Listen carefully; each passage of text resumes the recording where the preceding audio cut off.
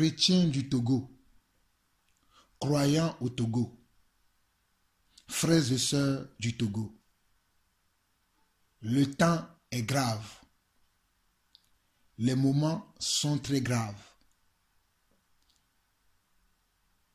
Si on m'avait dit qu'il y aurait de tels pasteurs, de tels faux prophètes qui enseigneront des choses que j'entends aujourd'hui, je ne croirais pas. Malheureusement, ce que j'ai entendu encore aujourd'hui, de la bouche du faux prophète, je dis bien, de la bouche du faux prophète, Cephas Antonio du Togo, me laisse sans voix. Mais j'aimerais quand même vous interpeller afin que vous ne vous fassiez pas avoir, afin que vous ne vous laissiez pas vous séduire par ce fils de la rébellion. Ce fils de rébellion, Cephas Antonio. Ce monsieur enseigne des hérésies. Ce monsieur enseigne des fausses doctrines. Ce monsieur enseigne des paroles qui ne sont pas de notre Seigneur. Ce monsieur va prendre des passages de la Bible et il va tordre leur sens. Mais j'aimerais que vous écoutez cet enseignement du début jusqu'à la fin, très attentivement. Et si cet enseignement vous parvient, partagez-le avec d'autres frères et sœurs, afin que les gens ne se laissent pas avoir par des faux pasteurs. Écoutez-moi très bien. Je vous dis encore, lorsque cet enseignement vous parviendra, partagez-le avec des frères et sœurs, afin que nos frères et sœurs ne se laissent pas avoir, ne se laissent pas séduire, ne se laissent pas berner, tromper et abuser par ce fils de rébellion, ce monsieur qui ne veut pas ce monsieur qui ne veut même pas se taire. Je ne lui demande même pas de se repentir parce que ce monsieur n'est qu'un fils de la rébellion. Il n'a même pas besoin de repentance pour avoir le salut, lui. Il est allé trop loin dans ses pratiques. Et je pense que le chemin de non-retour, il a déjà emprunté. Je pense que le chemin de non-retour, il a déjà emprunté. Il a déjà emprunté le chemin de non-retour. Mais j'aimerais quand même vous interpeller, mes frères et sœurs, de faire attention. L'apôtre Pierre va nous dire dans 2 Pierre, 2 Pierre chapitre 3, 2 Pierre chapitre 3, à partir du verset 10. 2 Pierre, verset 3, à partir du verset 10. L'apôtre Pierre nous dit ceci. Le jour du Seigneur viendra comme un voleur. En ce jour, les cieux passeront avec fracas, les éléments embrasés se dissoudront, et la terre avec les œuvres qu'elle renferme sera consumée. Puisque tout cela est en voie de dissolution, combien votre conduite et votre piété doivent être saintes. Attendez et hâtez l'avènement du jour de Dieu, jour à cause duquel les cieux enflammés se dissoudront et les éléments embrasés se fondront. Mais nous attendons, selon sa promesse, de nouveaux cieux et une nouvelle terre où la justice habitera. C'est pourquoi, bien-aimés, en entendant ces choses, appliquez-vous à être trouvés par lui sans tache et irréprochable dans la paix. Croyez que la patience de notre Seigneur est votre salut, comme notre bien-aimé frère Paul vous l'a aussi écrit, selon la sagesse qui lui a été donnée. C'est ce qu'il fait dans toutes les lettres où il parle de ces choses dans lesquelles il y a des points difficiles à comprendre, dont les personnes ignorantes et mal affermies tordent le sens comme celui des autres écritures pour leur propre ruine. Je m'arrête ici. D'aucuns penseront que ce message ou bien ce passage que je viens de lire n'a rien à voir avec ce que je suis en train de vouloir partager avec vous. Mais bien aimé, j'aimerais attirer votre attention sur le verset 16, où l'apôtre Pierre va dire que l'apôtre Paul, dans le verset 16, l'apôtre Pierre parle de l'apôtre Paul en disant, c'est ce qu'il fait dans toutes les lettres où il parle de ces choses dans lesquelles il y a des points difficiles à comprendre dont les personnes ignorantes et mal affermies tordent le sens comme celui des autres écritures pour leur propre ruine. Donc nous comprenons qu'il y a des gens qui peuvent tordre le sens des écritures de la Bible. Il y a des gens qui peuvent interpréter mal la Bible. Il y a des gens qui vont sortir la parole de Dieu de leur contexte pour pouvoir asseoir leurs autorités, pour pouvoir asseoir une doctrine diabolique dans leurs églises, bâtiments, pour pouvoir asseoir une doctrine qui ne vient pas de Dieu, pour pouvoir asseoir leur autorité dans vos vies. Et je vous mets en garde à fuir ce genre de personnes. Je vous mets en garde à fuir ces personnes, car ces personnes ne connaissent pas Dieu. Ces personnes ne connaissent pas Dieu. J'écoute ce monsieur Cephas Antonio prendre la parole. Il va aller prendre des versets de l'Ancien Testament et il va aller aussi prendre certains passages de Jésus pour asseoir sa fausse doctrine. Mes frères, faites beaucoup attention à ce que vous écoutez. Je vais vous faire écouter quelques morceaux de ce qu'il raconte et puis je reviens pour vous parler. Parce que c'est très important pour que vous puissiez comprendre ces choses. C'est très important pour que vous puissiez comprendre ces choses. Écoutez ce qu'il raconte.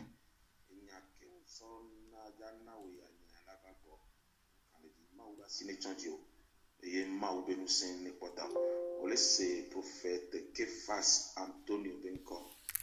Ni soit oso enya konklonde alo audio de sodo do ye musia ole mebe maglonya de na ole egbe enyantie va fifiro wankara jibe nya ja ton dio subo e yo ja se no subo gome enya do le disa e enya ole nyibe prophète Cephas ewo ekeme ye amedo weswa mo darebe no no blonde nebe nyawo nyemu ni amekeye lawo enya om nyamekeye mauso do dasi to hedena ye muwana muje ma de to ke muwana to komena toji no lawo ma so mu ke ye mauto na ye muwana ma so ke sofion le fie dem so sofion wa mu karejibe ela georgina o mu karejibe la georgina o nenyibe ojibe mawu neno eba paji suba ye masonya sono ko balova masonya sono le bible gema na nyabe na bible muledasi e bible muzana mawu ne yor ne nu sese mawu ne yirao ne nu gome sese cha nu sese le e nu gome sese cha le nemi do bible me le Proverbe 28, verset 9. Proverbe 28, verset 9. Bible a glorieux. Si quelqu'un détourne l'oreille pour ne pas écouter la loi, sa prière même est une abomination. Si quelqu'un détourne l'oreille pour ne pas écouter la loi, sa prière même est une abomination. Mon lefie bema de moi me vie non vivi. Les versets à l'occupé que mon client. Toujours moi toi la loi et vraiment les abomination. Bon matin dit non so abomination dit abomination elle pour les gnozerika et nous non les végémé et non les pompo kudo abomination dia o les pompo sont les kudo et nous que nous dé amenu et nous que nous nyon et nous que nous nyon wa enwa nunyom le mawu chamba paji enwa ni mawu le globe ne amede de yebe tojo verset akombale kala ya le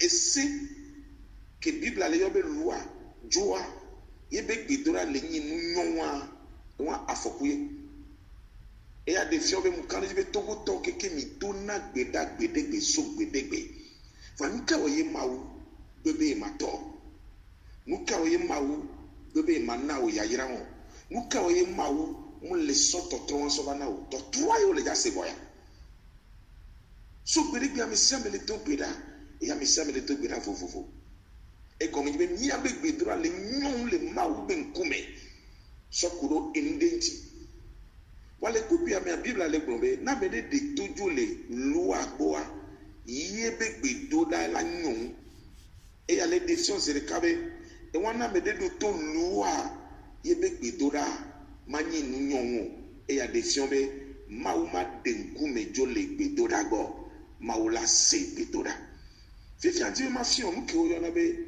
lua le bible me nu ke ye mawu le yɔ be lua le funu eye be le to elododo be agbalẽ me be le gblɔ ne nya de lua gɔme na wa la nɔ enu de la di be ma o ma se gɔme voa ma wɔ ɖo ɖi kaka o la se ye be gɔme enu ko yɔna be lua le bible mea eto vo na commandement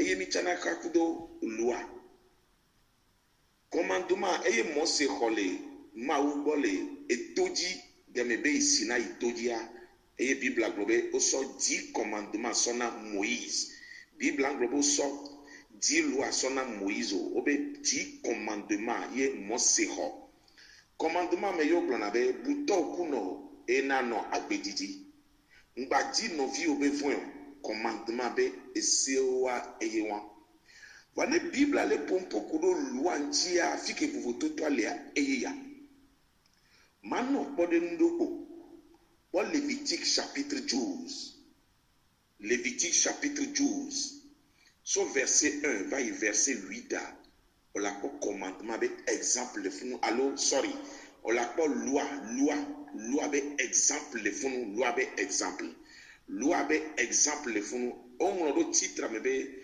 la loi sur la purification après l'accouchement.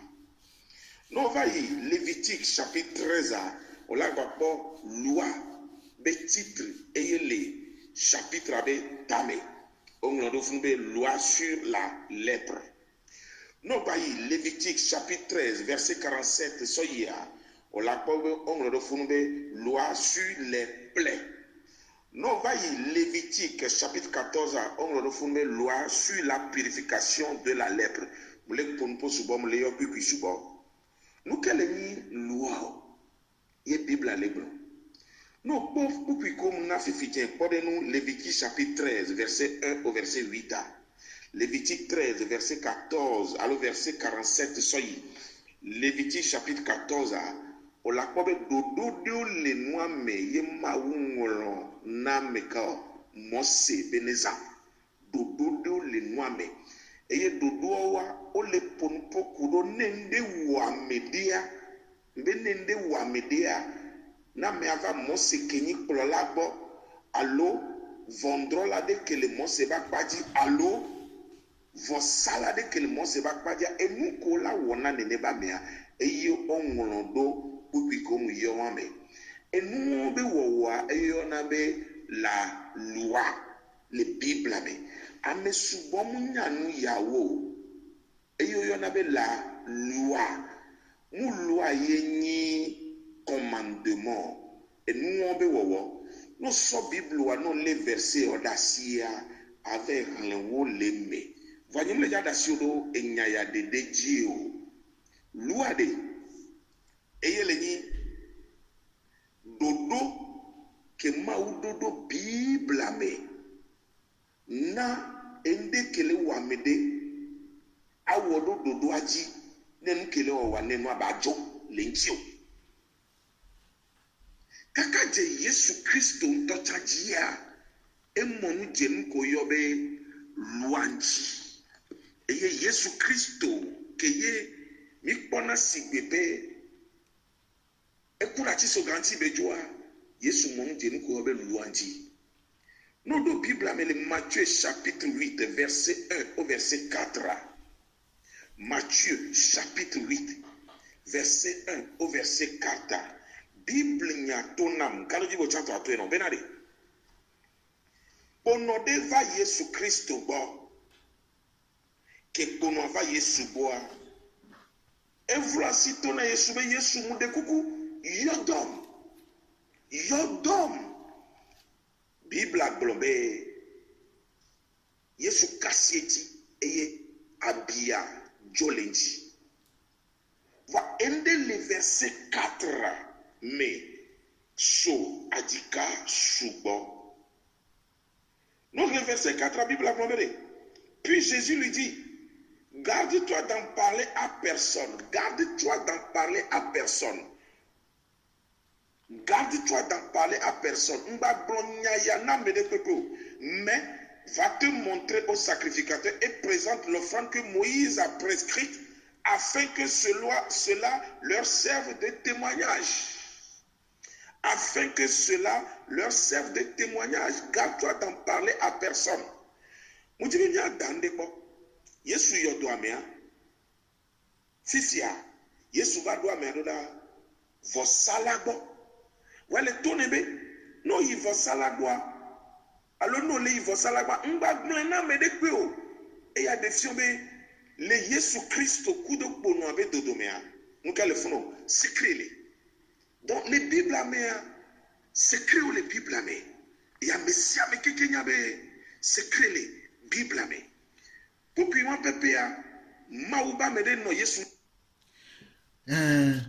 oui, mes frères, nous allons continuer. Il nous reste encore 9 minutes exactement à suivre de ce macabre interprétation de la Bible. Mais avant de continuer, j'aimerais vous éclairer par rapport à ce mensonge de ce monsieur Cephas Antonio. C'est un mensonge qu'il vous raconte. Il tord l'essence des Écritures. Mais gloire soit rendue à Dieu qui nous a appelés aussi et qui nous a fait la grâce de pouvoir partager avec vous la parole de Dieu sans vous inviter à venir dans un stade ou dans un terrain, sans le faire aussi dans le secret, mais vous annoncer gratuitement la parole de Dieu. Écoutez ce que la Bible nous dit. Comment ce monsieur va changer la parole. Écoutez ce que la parole de Dieu nous dit à partir d'Hébreux chapitre 7. Hébreux chapitre 7. Hébreux chapitre 7 nous dit à partir du verset 11. Il nous dit ceci. Si donc la perfection avait été possible par le sacerdoce lévitique, car c'est sur ce sacerdoce que repose la loi donnée au peuple. Était-il encore nécessaire qu'il paraisse un autre sacrificateur selon l'ordre de Melchisédek et non selon l'ordre d'Aaron? Donc, dans ce passage, avant de continuer, on nous fait comprendre que la loi que M. Cephas vous dit, les pratiques qu'il vous a citées là, ce sont des choses qui se font dans le sacerdoce lévitique. Parce qu'il a pris les livres de la loi. Il a pris les livres de la loi en citant les livres de la loi. Je ne veux pas, on n'a pas tellement assez de temps, parce que je ne veux pas que cette vidéo dure, mais je vais prendre les essentiels afin de vous éclairer. Donc il va prendre quoi? Il va prendre les livres de l'Ancien Testament. Les livres comment? De la loi. Les livres lévitiques. Les livres de la Torah. C'est ces livres-là qu'il va choisir pour partager ou bien pour enseigner sa fausse doctrine. Mais par la grâce de Dieu, je vais vous démontrer bibliquement parlant que ce monsieur est en train de vous séduire, est en train de vous tromper, est en train de vous mentir. Et on nous dit ici, si donc la perfection avait été possible par le sacerdoce lévitique, car c'est sur ce sacerdoce que repose la loi donnée au peuple. Était-il encore nécessaire qu'il paraisse un autre sacrificateur selon l'ordre de Melchisédek et non selon l'ordre d'Aaron? Parce que c'est la descendance d'Aaron qui à l'époque du sacerdoce lévitique s'occupait de tout ce qui était des rituels. Des rituels selon la loi à pratiquer avec le peuple. C'était la descendance d'Aaron qui faisait ça. Mais nous avons un homme qui s'appelle Jésus-Christ qui est venu, qui est ici Melchisédek. Donc c'est pour cela que le livre d'Hébreux nous demande s'il y avait de la perfection, c'est-à-dire les sacrifices qu'on pouvait faire, les pratiques qu'on pouvait faire dans la loi lévitique, dans les pratiques de la Torah, si ces choses pouvaient apporter de la perfection, si ces choses pouvaient changer l'homme, si ces choses pouvaient guérir l'homme, si ces choses pouvaient changer la vie de l'homme, était-il encore possible que Melchisédek puisse venir dans le monde? Était-il encore possible? Est-ce que cela était encore nécessaire pour que Jésus-Christ vienne dans le monde? Continuons la lecture. Verset 12, on nous dit, car le sacerdoce étant changé, il y a aussi nécessairement un changement de loi. Le sacerdoce de la loi a été changé.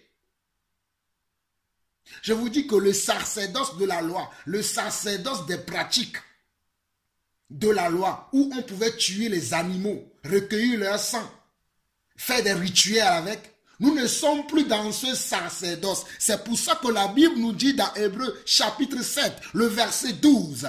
Je te rappelle cela, Cephas Antonio, Hébreux chapitre 7, le verset 12, nous dit que car le sacerdoce étant changé, il y a aussi nécessairement un changement de loi.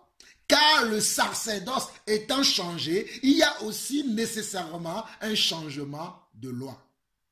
Nous continuons. Verset 13. En effet, celui de qui ces choses sont dites appartient à un autre tribu dont aucun membre n'a fait le service de l'autel. Car il est notoire que notre Seigneur est sorti de Juda, tribu dont Moïse n'a rien dit pour ce qui concerne le sacerdoce. Notre Seigneur Jésus-Christ n'est même pas né de la descendance de ceux qui devaient servir dans le sacerdoce, de ceux qui devaient servir dans le temple.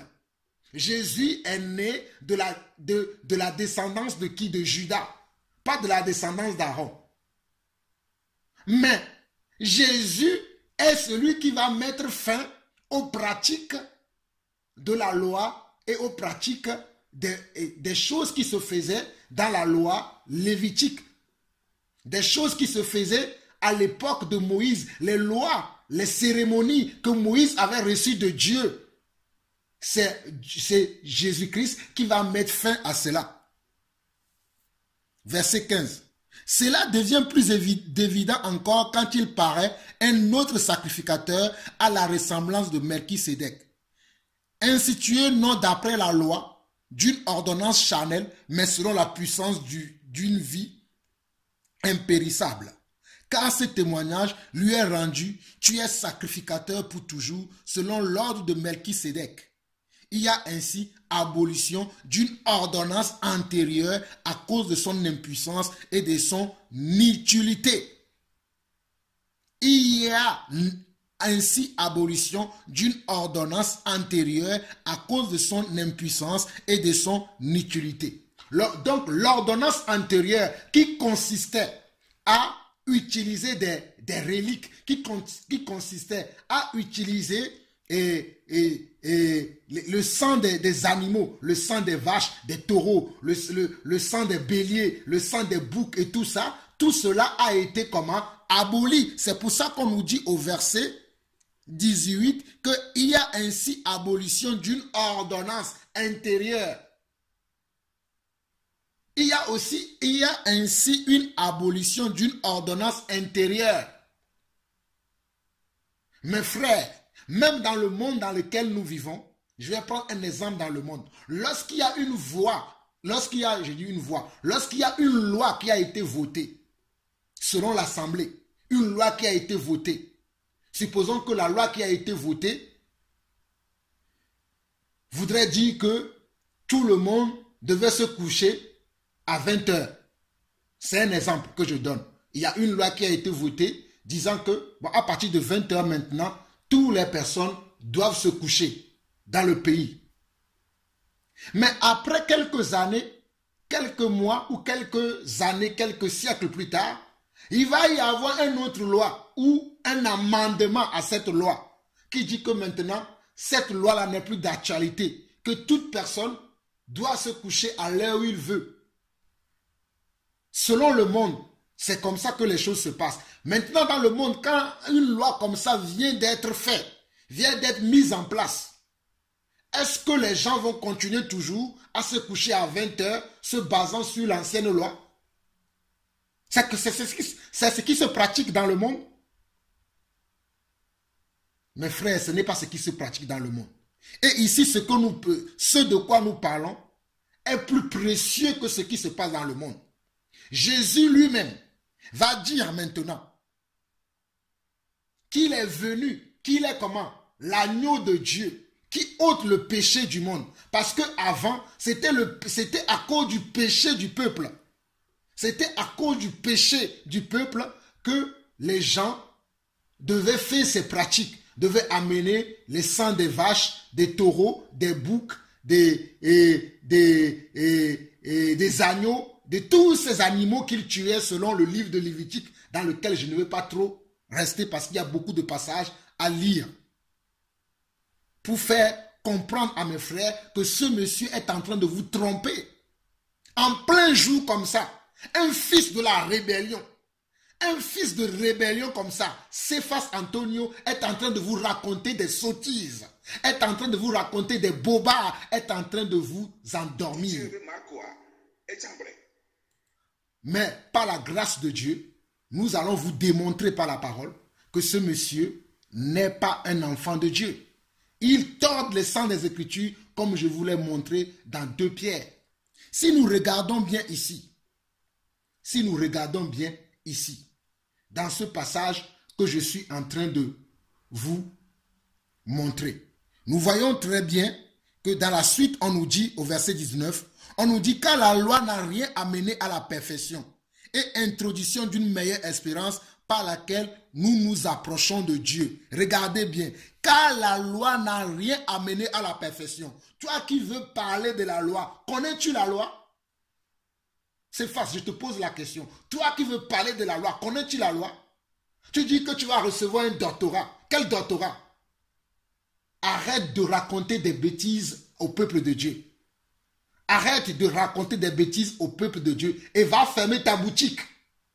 Va fermer ta boutique. Mija, va la fermer. Dieu ne t'a pas appelé et Dieu ne t'a pas envoyé. Va fermer ta boutique. Donc on nous dit ici que la loi n'a rien amené à la perfection et introduction d'une meilleure espérance par laquelle nous nous approchons de Dieu. Et cela n'a pas eu lieu sans serment, car les Lévites sont devenus sacrificateurs sans serment. Mais Jésus l'est devenu avec serment par celui qui lui a dit, le Seigneur a juré et il ne se repentira pas. Tu es sacrificateur pour toujours selon l'ordre de Melchisédek. Jésus est par cela même le garant d'une alliance plus excellente. Jésus est par cela même le garant d'une alliance plus excellente. Jésus est par cela même le garant d'une alliance plus excellente. Jésus est le garant. C'est Jésus-Christ qui est le garant d'une alliance plus excellente. Jésus est plus grand que les lois, que les pratiques qui se faisaient dans la loi. Jésus est plus grand que ces choses, car Dieu lui a fait la promesse. Dieu lui a dit, Dieu a fait par la bouche de Jésus-Christ, par la mort et la résurrection de Jésus-Christ, une alliance plus excellente que l'ancienne que nous avions, c'est-à-dire la pratique de sang des animaux, la pratique des rites cérémoniels qui avaient. Mais Jésus-Christ est venu abolir toutes ces choses. C'est ce que la Bible nous dit dans Hébreux chapitre 7. C'est ce que nous lisons ici. Mais qu'est-ce que toi tu dis, Cephas? Qu'est-ce que tu racontes, toi? Tu dis n'importe quoi. Tu vas dire au peuple de Dieu et tu vas prendre des passages même du Nouveau Testament quand Jésus n'était pas encore mort. Parce que lorsque Jésus n'était pas encore mort, on ne pouvait pas pratiquer cela. Lorsque tu vas prendre le passage où Jésus avait guéri le lépreux, et va l'envoyer vers les sacrificateurs. Mais mon frère, tu manques de sagesse. Dieu ne t'a pas appelé pour enseigner la parole de Dieu. Jésus n'était pas encore mort. Son sang qui devait fermer la porte, son sang qui devait fermer la porte pour la loi hébraïque, pour la loi lévitique, son sang n'était pas encore comment? N'était pas encore... Jésus n'était pas encore mort. Il était encore vivant. Donc c'est pour cela que Jésus a envoyé ce monsieur vers le sacrificateur. Pour ne pas, surtout, que les gens disent qu'ils ne pratiquent pas la loi de Moïse. Mais lorsque Jésus va mourir et que son sang va être versé par terre, comme le sang des taureaux et des boucs à l'époque, mais cela n'est plus nécessaire que nous retournons dans ces choses. Parce que Jésus a versé le sang une seule fois pour toutes. C'est ce que je vais vous faire comprendre ici. Continuons la lecture. Au verset 23, on nous dit, verset 23, de plus, il y a eu des sacrificateurs en grand nombre, parce que la mort les empêchait d'être permanents. Mais lui, parce qu'il demeure éternellement, possède un sacerdoce qui n'est pas transmissible. C'est aussi pour cela qu'il peut sauver parfaitement ceux qui s'approchent de Dieu par lui, étant toujours vivant pour intercéder en leur faveur. Même la loi dont tu parles, à l'époque de la loi, sur les sacrificateurs, il y avait un souverain sacrificateur. C'est-à-dire parmi tous les sacrificateurs, toutes les personnes qui pouvaient offrir des sacrifices à Dieu, Dieu choisissait un au milieu d'eux qu'on appelle le souverain sacrificateur. Mais on nous fait comprendre que ce souverain sacrificateur-là, la mort les empêchait d'être permanents. C'est-à-dire c'est des personnes qui arrivaient à un certain âge ou bien qui, à cause du péché, mouraient. Parce qu'à l'époque, pour rentrer dans le lieu très saint, pour faire le sacrifice devant le tabernacle de Dieu, il fallait être saint. Il fallait être sans péché. Il fallait être sans défaut. Et selon l'histoire de la Bible, on mettait quoi? On mettait une clochette au pied des gens. On attachait au pied des gens une clochette avant d'envoyer le sacrificateur dans le lieu très saint. Comme ça, si le sacrificateur ne sortait pas, les gens sentaient que Dieu l'a frappé là-bas parce qu'il n'était pas pur. Parce que ce sacrificateur avait beaucoup de péchés dans sa vie, avait des péchés dans sa vie. C'est pour cela qu'il ne sort pas. Il meurt dans la tente d'assignation et on le tirait et il sortait de là. Il meurt plutôt dans le lieu très saint. Et lorsqu'on tirait la clochette, parce que quand le sacrificateur rentrait dans le lieu très saint, il bougeait, il faisait les sacrifices, on entendait les bruits de la clochette. Ceux qui restaient dehors attendaient les bruits de la clochette et à cause de ce bruit, ils pouvaient sentir, ils pouvaient voir que le monsieur qui est rentré dans le lieu très saint était encore comment? Était encore vivant. Et bien lorsqu'ils n'attendaient pas le bruit de la clochette, alors là, ils faisaient quoi? Ils tiraient par la corde qu'ils ont mis au bout de la clochette avant d'envoyer le souverain sacrificateur dans le lieu très saint, ils le tiraient et ils le sortaient de là. Maintenant, on nous dit que la mort empêchait ces personnes d'être permanentes. Mais Jésus-Christ, la mort ne l'a pas empêché parce qu'il a vaincu la mort. Parce que vous êtes au courant, mes frères et sœurs, que lorsque Jésus-Christ est mort, il est resté 3 jours dans la tombe et il est ressuscité. Il vit à jamais. C'est pour cela qu'il peut sauver parfaitement ceux qui s'approchent de Dieu. Comme Jésus-Christ n'est pas mort et qu'il est vivant.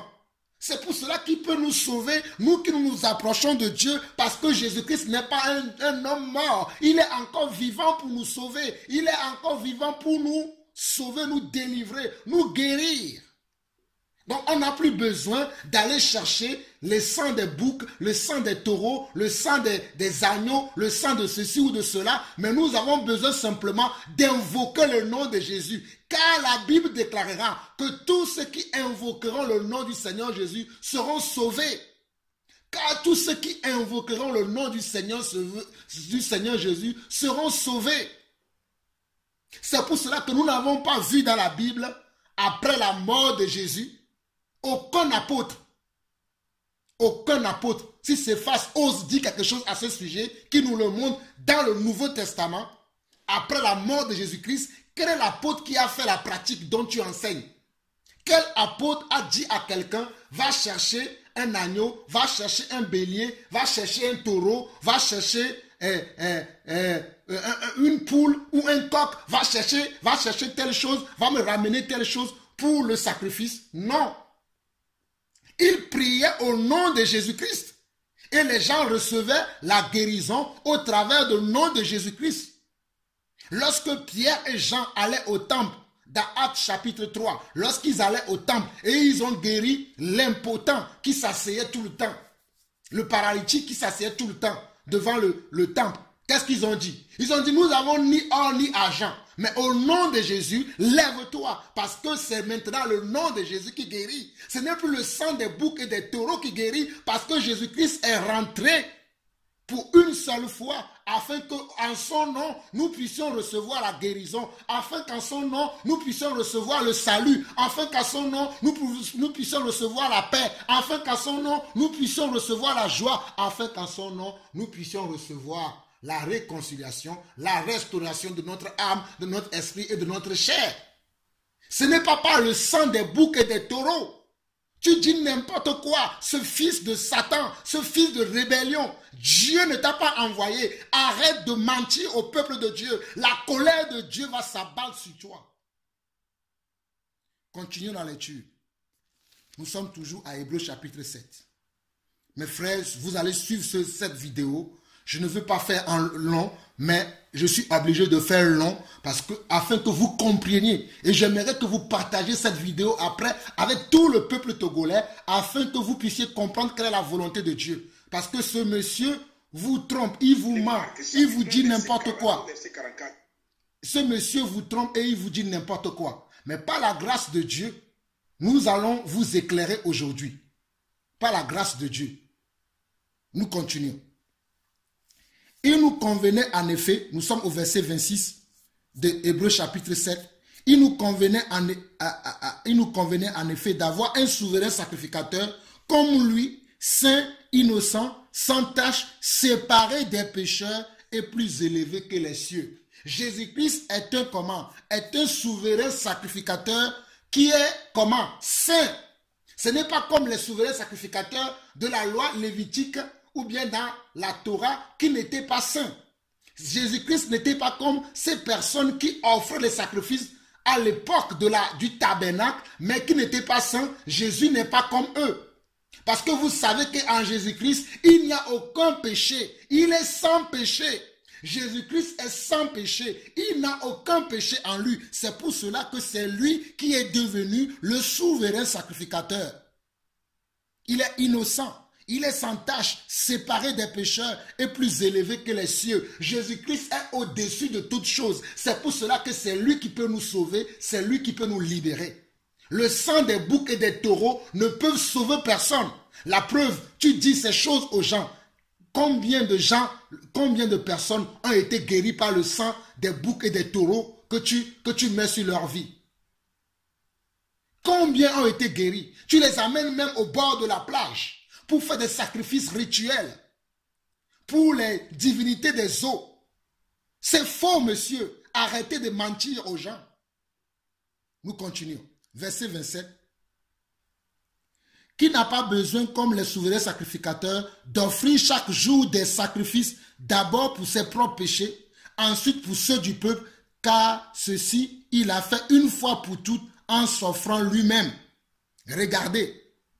Parce que le souverain sacrificateur, lorsqu'il rentrait dans le temple, lorsqu'il allait dans le temple, avant d'aller dans le temple, il offrait un sacrifice d'abord pour lui-même. Il devait prendre un taureau ou un bouc, selon l'animal. Si nous allons dans Lévitique, nous allons voir l'animal précis. Mais le but n'est pas de vous enseigner ces choses. C'est pour ça que je vais vite pour vous dire, afin que vous compreniez l'essentiel. Il va choisir un animal qu'il va tuer d'abord pour expier ses propres péchés. Pour expier d'abord ses propres péchés, avant de rentrer dans le temple et prendre les animaux que le peuple avait amenés, chacun selon son péché, l'animal que le peuple a amené, afin d'aller le sacrifier devant l'autel de Dieu. Mais cette personne-là était des personnes qui étaient avec des péchés et ils avaient besoin de faire ce sacrifice-là. Mais Jésus, lui, n'a pas besoin de cela. Jésus-Christ, lui, il est saint. Il est sans péché. C'est pour cela qu'il peut nous sauver et il peut nous secourir en tout temps, en toutes circonstances et en tout moment. Nous n'avons pas besoin d'offrir encore des sacrifices parce que Jésus-Christ est le sacrifice de Dieu pour nous. Il est l'agneau de Dieu, l'agneau immolé pour nous. Jésus-Christ est l'agneau immolé, l'agneau qui est... Oh, lisons. Verset 27. Qui n'a pas besoin, comme les souverains sacrificateurs, d'offrir chaque jour des sacrifices, d'abord pour ses propres péchés, ensuite pour ceux du peuple, car ceux-ci, il a fait une fois pour toutes en s'offrant lui-même. En effet, la loi établit souverain sacrificateur des hommes sujets à la faiblesse, mais la parole du serment qui a été fait après la loi établit le Fils qui est parfait pour l'éternité. Regardez, en effet, la loi établit souverain sacrificateur des hommes sujets à la faiblesse. La loi que tu présentes au peuple aujourd'hui, tu leur présentes la loi, mais cette loi est sujette à faiblesse. Mais la parole du serment qui a été fait d'après la loi établit le Fils, d'après la loi établit le Fils qui est parfait pour l'éternité. Le sang de Jésus-Christ est parfait pour l'éternité. La mort et la résurrection de Jésus-Christ est parfait pour l'éternité. Ce que Jésus-Christ a fait pour nous à la croix est suffisant. Nous n'avons plus besoin des sangs des boucs. Nous n'avons plus besoin des sangs des taureaux. Nous n'avons plus besoin des sangs des agneaux. Nous n'avons plus besoin des sangs des perdrix. Nous n'avons plus besoin des sangs des vaches. Nous n'avons plus besoin des sangs de qui que ce soit. Mais ce que Jésus a fait pour nous est suffisant. Ce que Jésus a fait, la mort et la résurrection de Jésus-Christ à la croix est suffisant pour nous. Nous sommes à Hébreux chapitre 8. Lisons encore. Lisons Hébreux chapitre 8. Hébreux chapitre 8. On nous dit dans Hébreux chapitre 8 que on peut lire à partir du verset 7. Je peux lire le verset 7 pour vous. On nous dit en effet, si la première alliance avait été sans défaut, il n'aurait pas été question de la remplacer par une seconde. En effet, si la première alliance avait été sans défaut, il n'aurait pas été question de la remplacer par une seconde. La première alliance, c'était quoi? C'était l'alliance que Dieu avait faite avec Moïse. C'était l'alliance que Dieu avait établie avec Moïse, dans laquelle il avait donné plusieurs ordonnances à Moïse, dans laquelle il avait donné plusieurs pratiques à Moïse. Et Dieu avait dit à Moïse que tu diras au peuple que le peuple vivra en pratiquant comment? Ces lois. Mais Jésus-Christ est venu pour abolir cette loi. Jésus-Christ est venu pour accomplir cette loi. Lui-même, il a dit qu'il est venu pour accomplir la loi. C'est pour ça que Hébreux chapitre 8, le verset 7 va nous dire que, en effet, si la première alliance avait été sans défaut, il n'aurait pas été question de la remplacer par une seconde. Et la première alliance était l'alliance de la loi que tu as pris dans le livre de Proverbes. La première alliance était la première alliance de la loi. Mais nous ne sommes plus dans l'alliance de la loi, mais nous sommes dans l'alliance de la grâce. Et dans l'alliance de la grâce, nous ne venons plus avec des vaches, avec des taureaux, avec des boucs, avec des perdrix, des pintades, des cartes. Nous venons aujourd'hui avec quoi? Nous venons aujourd'hui avec la foi pour recevoir la délivrance, pour recevoir la guérison, pour recevoir la foi, pour recevoir l'amour de Dieu, pour recevoir le salut éternel. Nous avons besoin simplement d'avoir foi en Christ et de marcher en conformité selon sa parole. Nous avons besoin d'avoir aujourd'hui que de la foi et de marcher en conformité selon la parole de Dieu. Donc, monsieur Cephas Antonio, ferme ta bouche. Au nom de Jésus-Christ, ferme ta bouche et n'ouvre plus ta bouche pour enseigner la parole de Dieu, car tu n'es pas un envoyé de Dieu, tu es un fils de la rébellion, un enfant maudit qui enseigne de la fausseté. Tu es un fils de la rébellion, tu es un enfant maudit, je te le dis. Tu enseignes de la fausseté. Nous continuons.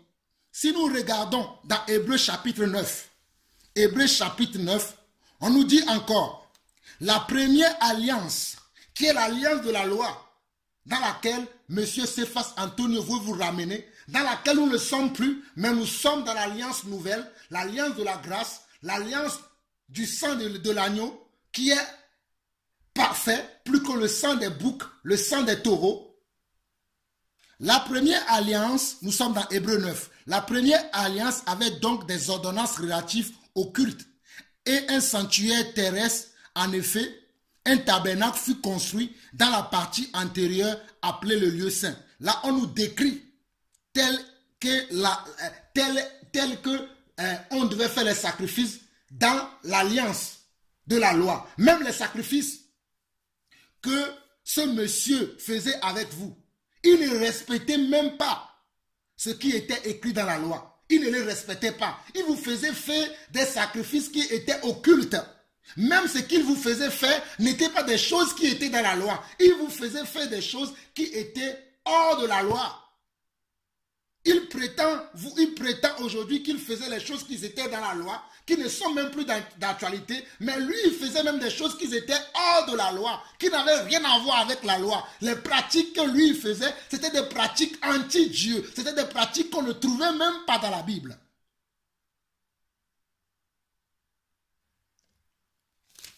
Toujours dans ce Hébreux 9, nous allons prendre à partir du verset 11 parce que nous n'avons pas le temps. On nous dit que, mais Christ est venu comme un souverain sacrificateur. Christ, c'est Jésus-Christ. Mais Christ est venu comme un souverain sacrificateur des biens à venir. Il a traversé le tabernacle plus grand et plus parfait qui n'est pas construit de main d'homme, c'est-à-dire qui n'est pas de cette création. Et il est entré une fois pour toutes dans le lieu très saint, non avec le sang des boucs et des veaux, mais avec son propre sang, ayant obtenu une rédemption éternelle. Car si le sang des taureaux et des boucs et la cendre d'une vache répandue sur ceux qui sont souillés sanctifie et procure la pureté de la chair, combien plus le sang de Christ, qui par l'Esprit éternel s'est offert lui-même sans tache à Dieu, purifie-t-il votre conscience des œuvres mortes afin que vous serviez le Dieu vivant. J'aimerais te poser la question maintenant à toi, Cephas, qui disait aux gens, j'espère que ce que je vous lis, vous le voyez ici dans votre Bible. D'ailleurs, je vais être docteur, je vais être ceci, pour tromper les gens, pour abuser des gens, pour séduire les gens. Je te ferme la bouche au nom de Jésus-Christ. Tu ne parleras plus, toi, Cephas. Je te ferme la bouche au nom du Seigneur Jésus-Christ. Je te ferme la bouche au nom du Seigneur Jésus-Christ. Fils du diable, qu'est-ce que tu enseignes au peuple de Dieu? Tu enseignes une fausseté. Regarde ce que la Bible dit. Mais Christ, nous sommes dans Hébreux 9, le verset 11. On nous dit que mais Christ est venu comme souverain sacrificateur des biens à venir. Il a traversé le tabernacle plus grand et plus parfait qui n'est pas construit de main d'homme, c'est-à-dire qui n'est pas de cette création. Et il est entré une fois pour toutes dans le lieu très saint, non avec le sang des boucs et des veaux, mais avec son propre sang, ayant obtenu une rédemption éternelle. Jésus-Christ n'est pas rentré avec le sang des veaux, le sang des boucs, ni avec le sang des vaches, mais il est rentré avec son propre sang, une fois pour toutes. Il est entré, verset 12 de Hébreux 9 dit quoi? Que Jésus-Christ est entré une fois pour toutes. Une fois pour toutes veut dire que quand Jésus est rentré, c'est fini. On ne pourra plus refaire le même sacrifice qu'on faisait avant. C'est-à-dire le lépreux avant, qui devait donner un sacrifice. S'il y a un lépreux aujourd'hui, il suffit de prier pour lui au nom de Jésus et c'est bon. Il n'y a plus de sacrifice à faire. Comme tu as cité tout ce qui se faisait avant. Une femme qui accouche aujourd'hui, on a besoin simplement de prier pour lui au nom de Jésus-Christ et c'est bon. On n'a plus à faire quelque chose. Il faut arrêter de mentir aux enfants de Dieu. Il faut arrêter de tromper les enfants de Dieu. Regardez ce qui est écrit dans la parole de Dieu. Et nous sommes dans Hébreux chapitre 9, le verset 12. Et il est entré une fois pour toutes dans le lieu très saint, non avec le sang des boucs et des veaux, mais avec son propre sang, ayant obtenu une rédemption éternelle. Car si le sang des taureaux et des boucs et la cendre d'une vache répandue sur ceux qui sont souillés sanctifie et procure la pureté de la chair, combien plus le sang de Christ, qui par l'Esprit éternel s'est offert lui-même sans tache à Dieu, purifiera-t-il votre conscience des œuvres mortes afin que vous servez le Dieu vivant? On n'a plus besoin des sangs des boucs aujourd'hui. Cela n'est plus d'actualité. Ce que tu enseignes au peuple de Dieu, ce que tu enseignes aux enfants de Dieu, tu dis que Dieu t'a donné un mandat pour ça, mais c'est faux car cela n'est plus d'actualité. Dieu ne se contredit pas. C'est en cela qu'on voit que Dieu ne t'a pas appelé, que Dieu ne t'a pas envoyé, mais tu t'es levé de ton propre chef. Mais mon frère, tu n'es même pas un frère, mais monsieur fils de la rébellion, dans le nom de Jésus-Christ, dans le nom de Jésus-Christ, tu verras comment tu te moques de Dieu, tu verras ce que tu vas voir. Tu dis que tu as 42 maisons, tu n'as même pas honte de dire ça. Quel apôtre tu as vu dans la Bible qui est en train de dire que j'ai 42 maisons? Montre-moi un seul apôtre dans la Bible. Montre-moi un seul apôtre. Serait-ce Jacques dont tu as parlé? Serait-ce Marc dont tu as parlé? Marc avait-il 42 maisons? Marc avait-il 42 maisons? Jacques avait-il 42 maisons? Pierre avait-il 42 maisons? Paul avait-il 42 maisons? Je te pose la question. Céphas Antonio, menteur, imposteur, voleur. Je te pose la question. Continuons. Nous sommes toujours dans Hébreux chapitre 9. Si nous venons maintenant au verset 16, on nous dit car là où il y a un testament, il est nécessaire que la mort du testateur soit constatée. Là où il y a un testament, vous savez bien que lorsque quelqu'un dans le monde écrit un testament, pour que le testament soit valable, il faut que cette personne meure. Si la personne est vivante, le testament n'a pas de valeur. Mais si la personne meurt, c'est alors que ce testament aura de la valeur. Donc on nous dit ici dans Hébreux 9 verset 16 que là où il y a un testament, il est nécessaire que la mort du testataire soit constatée. Un testament, en effet, n'est valable qu'en cas de mort puisqu'il n'a aucune force tant que le testataire vit. Voilà pourquoi c'est avec du sang que même la première alliance fut inaugurée. Moïse, après avoir prononcé devant tout le peuple tous les commandements de la loi, prit le sang des veaux et des boucs avec de l'eau et de la laine écarlate et de l'hysope, et il fit l'aspersion sur le livre lui-même et sur tout le peuple en disant, ceci est le sang de l'alliance que Dieu a ordonné pour vous. Il fit pareillement l'aspersion avec le sang sur le tabernacle et sur tous les ustensiles du culte. Et presque tout d'après la loi est purifié avec du sang, et sans effusion de sang, il n'y a pas de pardon. Donc on nous dit que c'est selon cette loi que Moïse avait reçue de Dieu, c'est basé sur cette loi que Moïse avait fait ses pratiques, dont Hébreux chapitre 9, le verset 16 jusqu'au verset 22 nous donne des détails.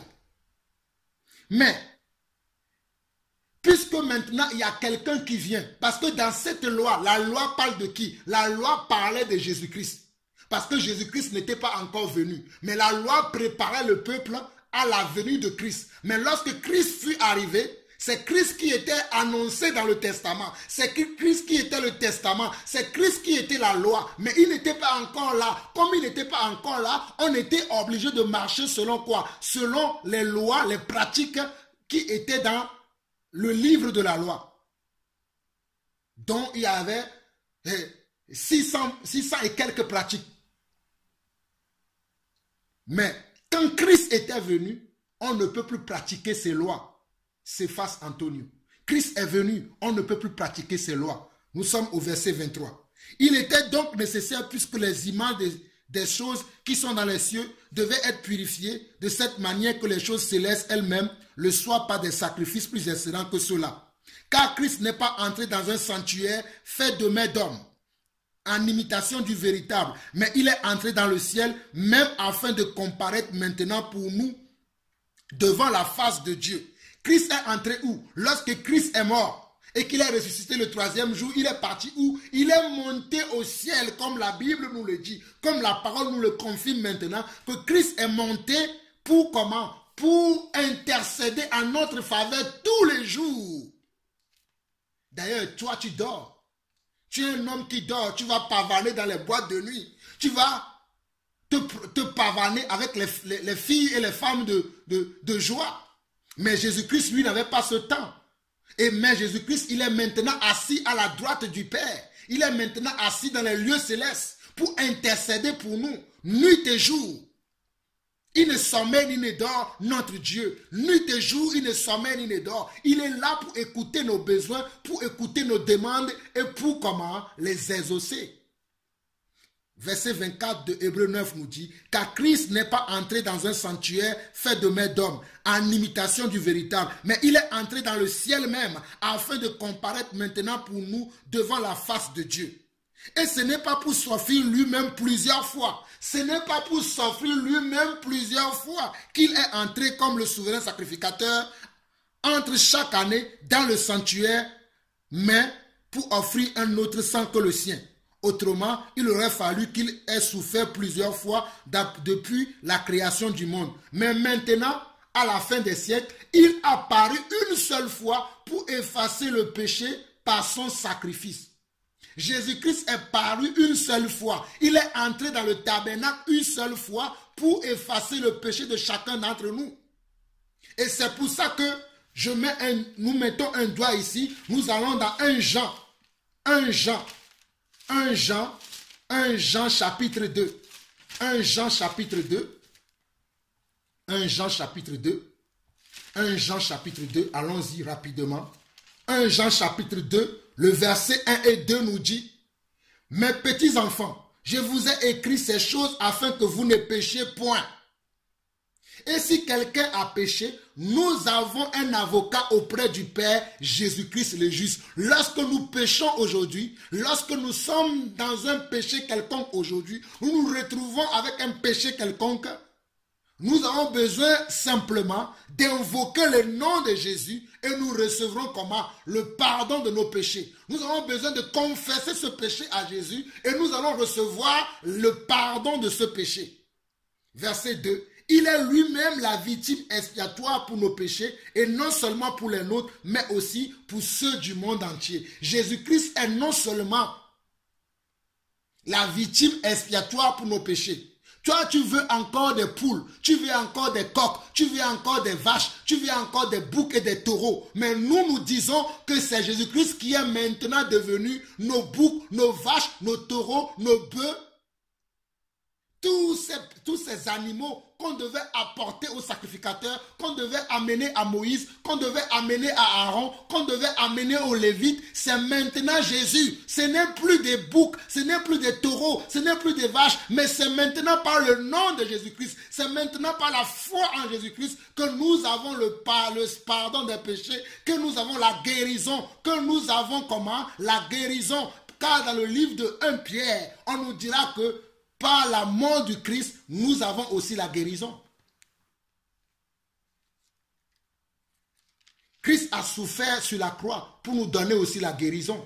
Tu vas dire aux gens que pour certains problèmes dans leur vie, pour certains problèmes dans leur foyer, pour certains problèmes dans leur famille, ils ont besoin d'offrir des sacrifices à Dieu. Montre-moi dans quel passage tu as vu un apôtre, tu as vu un apôtre authentique du Seigneur Jésus-Christ après la mort appliquer cela. Après la mort de Jésus-Christ, appliquer cela. Montre-moi quel passage dans la Bible. Montre-moi cela. Montre-moi cela.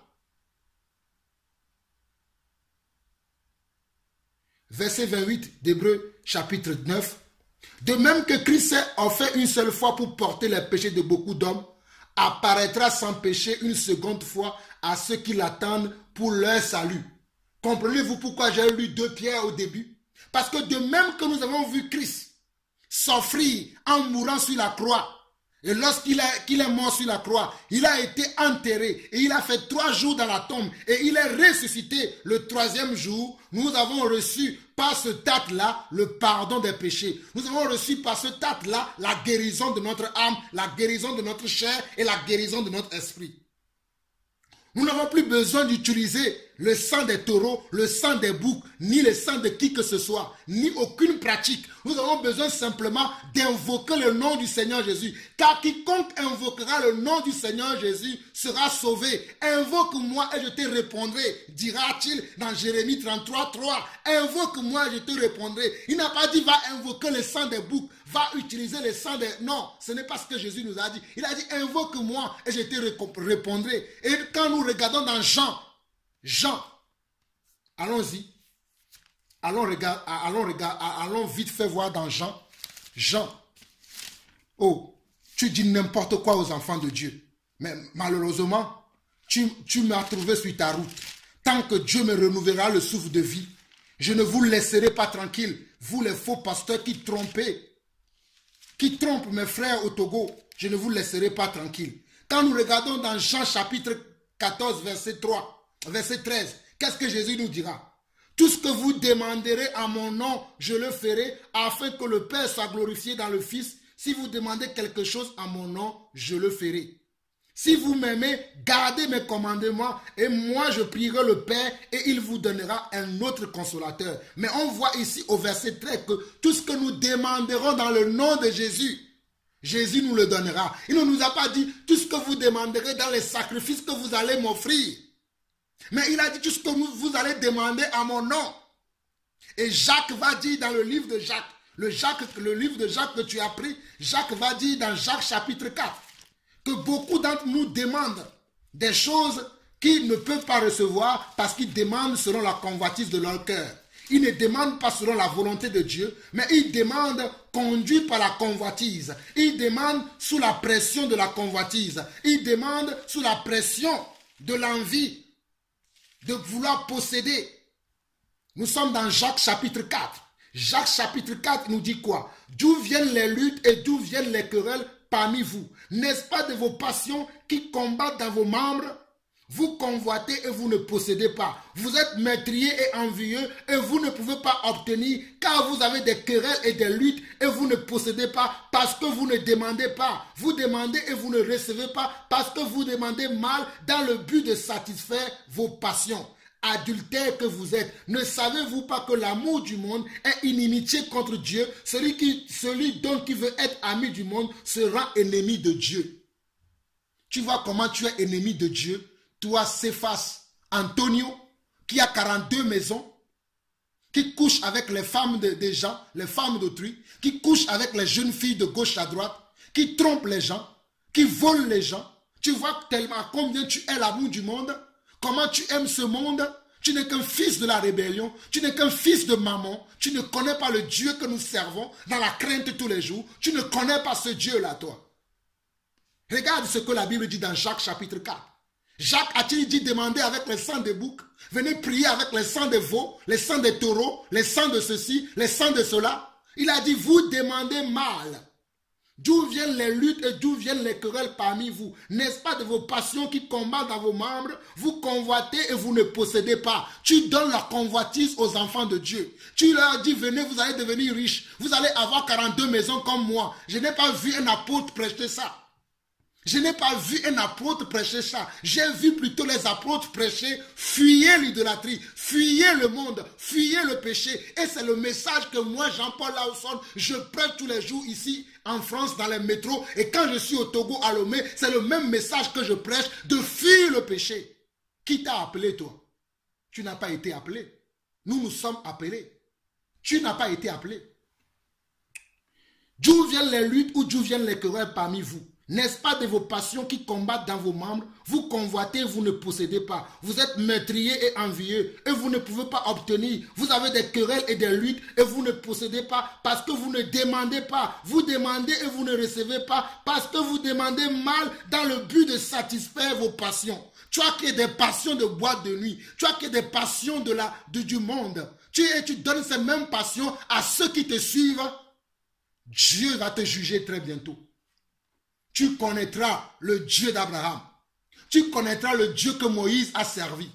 Que tu prétends connaître, que tu ne connais pas. Tu verras qui est ce Dieu. Oh, on ne se moque pas de Dieu. On ne se moque pas de Dieu. On ne se moque pas de mon Dieu. Le Dieu que je sers, on ne se moque pas de ce Dieu. Vous qui vous moquez de ce Dieu, oh, vous allez voir de qui vous moquez. On ne se moque pas de Dieu.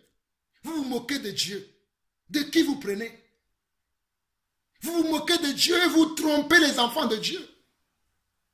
Ce n'est pas normal. Taisez-vous un peu. Mes frères, vous allez suivre la fin de ce macabre interprétation de la Bible et je vais venir pour en finir avec ce monsieur.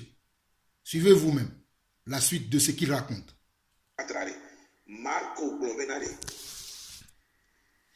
Yesu tona ponobe bono yi vosalabo eye waso enu ko morodo Mose ba gbalemea na melele kodoa nunana ko lana le Mose ba gbalemea yi ne wa wenao eya le de Yesu Christ on to le do amododa Mose be agbaleme Mose ba agbaleme yo ngona lu abe enuodo eya le de Yesu to ta mo le épargner le enu yo be wowo meo mato sonde sofsion le Bible nyameke ne madasio do nu senti le ndekea donc le Bible nya nwede yem ocha oglena Bible nwede yo jibe Bible aneni yebe ndudua.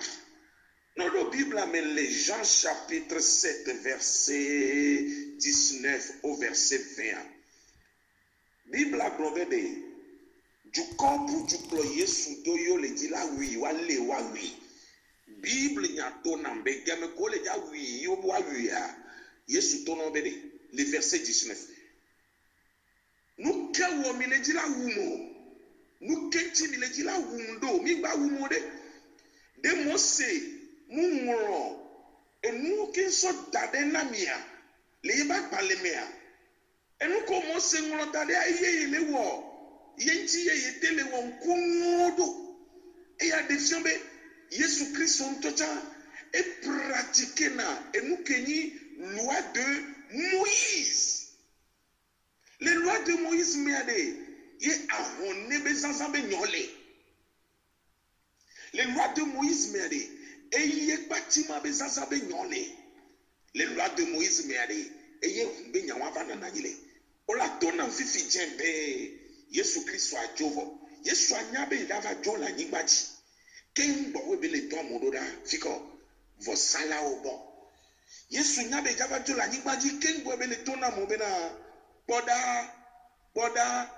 boda ne ye be nkunu la joa Mose be loi eye pratiquer na eya le défions zerikale ndeke ya be enu wawulo le Bible be no se amede so nu wawulo de so fa anya zerikabe ambe akpla ndeye we komini be na mo le wo nu wawulo ko le Bible mo le de tolifia mea mo nti ameanyi satana be ameo enya ke ngrono ko do lo anti ya fifi jentoloa ni mo le va to pedophilie le nu ya be fion donc etia enya gande vaya elebe ma fion kakana segome. Donc la Bible a mis de Jacques chapitre 1 verset 25 carré. Jacques keye ni Yesu Christo benti menola ebede amesia mekele pratiquer nous koyobe loi emela encore emela nyone asindo la jedine on no pas me de potier gbe me de ple gbogbo de amede twawe 42 anyabe monuje la loi qu'elle a fait prospérer les débats mea et yentiye.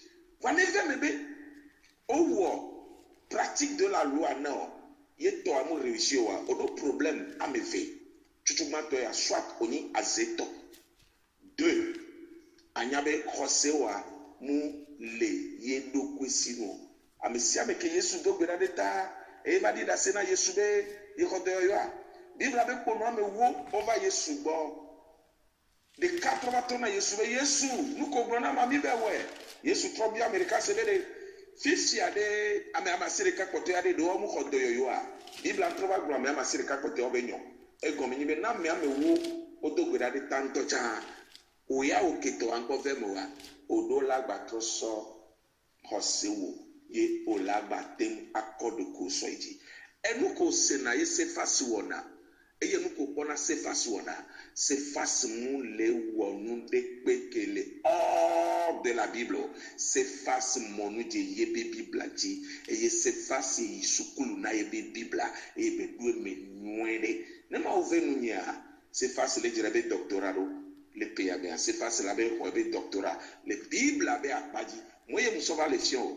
Va senkonye nwede na va seke.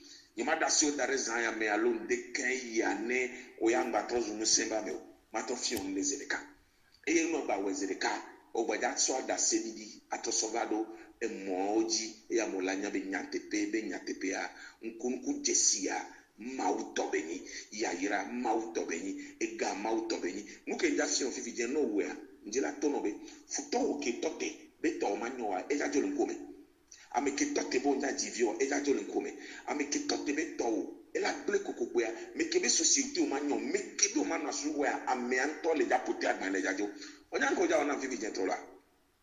Donc la Bible le 1 roi chapitre 21 verset 21 Bible agbombe oyonu sude ben kobe Achab eyo nyon de ben kobe Jezabel eye evemebe de kadie de lewabe jume fike Achab anyi fiolea oyo ben kobe Nabot. Bible agbobede Achab ko Nabot be agble eye owu Nabota ko wia nyaglodi levade Achab botone be enu ko ya sokuwenchia Yehowa ja wonde ku vanu ke mawuja okuya eja hefi podeba agbome va mawule ja blo donc la Bible en français mo be Dieu va te balayer. Basonde va yalo. Dieu va te balayer. Onyanko ja ona fi bijetro la. Mu monu je nu ko be e habe nu senti. Masofion. Le bogbon to me na mu so haso dara home. Yo onyade ko ja daharwa. De moment to no be ne fiafi ba ho ma fiafi la so hawala no kule do ko nchika la tifuna kama to gbedo. Nu ke ja to na we ya. Kole senya yamle vonye yazanya mea so eha ko so plani mavo so onyan ko le jawa no pour afiko zonto ba yabe afisi afike yebe futonya yebe afotoa fisi afike yebe futonya yebe afotopelea afotope ke yebe futonya yebe so le ble domina ya zaya me ayele polo yebe futoa alon deke ya yele polo futo ke tole bagbeme ano pola nyigma sibo le jada ho vo mu le jada ho o le ma obe poplote no ple minti ame fepe yeko le ple minti ame ve wa bo ano go be le Yesu be nkome ame ko be tonye munyo manyo church nye manyo nye madivio nye mayinko ano go le Yesu be nkome mu le polo bi mi jola gbenyeme mulekplobi mbe mulekplobi mi jola gbenyeme no lekplan bango be le Yesu ben come do ke tiale Yesu ben come be la tenvemele e de kanyi e mo nyatepe kudagbea kengbenu wa wola o lemme ma wo ne yirao e ma obasine no jeo ma wo ben kanyenye ne vachio le Yesu Kristo Nazareth ben come owu kanji dula nyematenjo le nuke ma usona majio enu ko keke okpolo fifi jen kudo eha ko zanso plonwa ndila blo secret no ngba ti gbo la home aso so dogom le wetoya le stade omnisport de Lomé terrain de basketball stade omnisport de Lomé terrain de basketball no lo na me de be nya gbo tutua yo ondo occasion la templo maunya na mewa sonya ya a partager na mesiame le watoto ma obi mystère gomesese nyemle ja toto refio geme magwa trova magwa communiquer nami Yehowa ne yiro e ma oba sineva jio Bible nya glona le Proverbe 19 verset 28 Un témoin qui ne vaut rien se moque des lois. Les gens mauvais aiment faire du mal par leurs paroles. Les gens mauvais aiment faire du mal par leurs paroles. Ame voindio, olona blena ame to wabe adewoji. Ma une yira mede, ma uba sile jiosia, o yira o ba yira oke. No se obe wanandea, wone, voix, Biblia, et la simena. Yeni nwawla nyolo. Bye bye. Oui. Donc vous-même, vous avez entendu